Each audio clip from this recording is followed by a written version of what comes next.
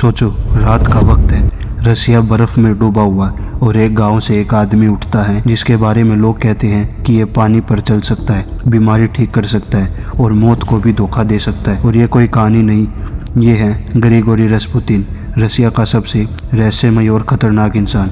रस्पुतिन का जन्म 1869 में साइबेरिया के एक छोटे से गांव पोक्रोवस्कोय में हुआ, जहां जिंदगी सिर्फ स्ट्रगल और भूख का दूसरा नाम थी।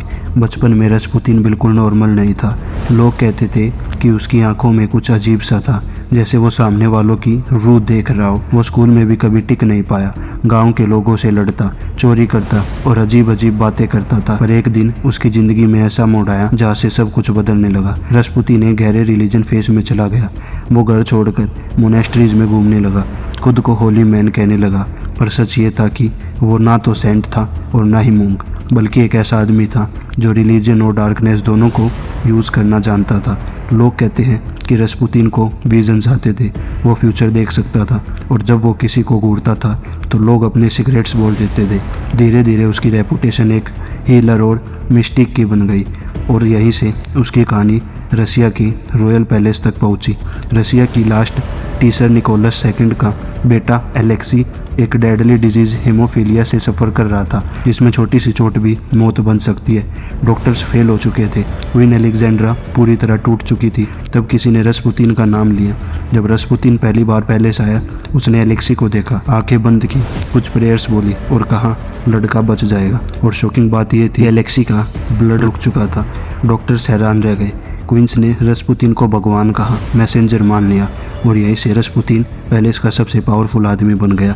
वो डायरेक्टली क्वीन को कंट्रोल करता था और क्वीन के थ्रू पूरी रसिया गवर्नमेंट को। मिनिस्टर्स उससे डरते थे, जनरल्स उसकी बातें मानते थे। पर पैलेस के अंदर ही एक और कहानी चल रही थी। रस्पुतिन रात को पार्टीज करता, शराब पीता और औरतों के साथ वाइल्ड लाइफ जीता। पर सुबह वही आदमी होली सेंट बन जाता। पर लोग कंफ्यूज थे कि आदमी भगवान का आदमी है या शैतान का एजेंट। सस्पेंस और बढ़ता गया जब रस्पुतिन ने फ्यूचर प्रेडिक्शंस करनी शुरू की।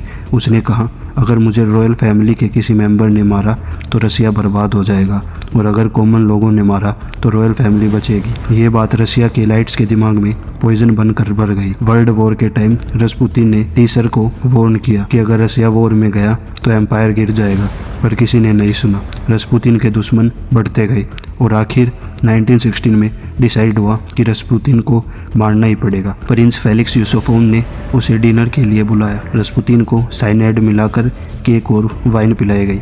पर शॉकिंग ट्विस्ट ये था कि रस्पुतिन पर जहर का कोई असर नहीं हुआ। वो शांति से बैठा रहा, बातें करता रहा जैसे कुछ हुआ ही ना हो।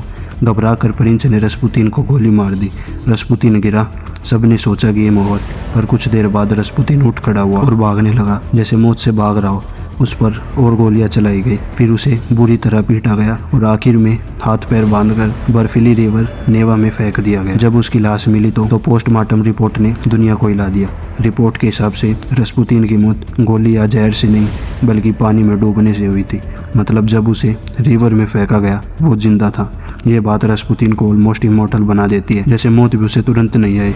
और सबसे डार्क ट्विस्ट ये था कि रस्पुतिन के फ्यूचर प्रेडिक्शन सच हो गए। उसकी मौत के सिर्फ कुछ महीने बाद रसिया रेवोल्यूशन हुई। टीसर निकोलस और उसका पूरा परिवार मार दिया गया और रसिया का एम्पायर ख़त्म हो गया। आज भी हिस्टोरियंस आर्ग्यू करते हैं कि रस्पुतिन एक फ्रॉड था या रियल सुपरनेचुरल पावर वाला इंसान।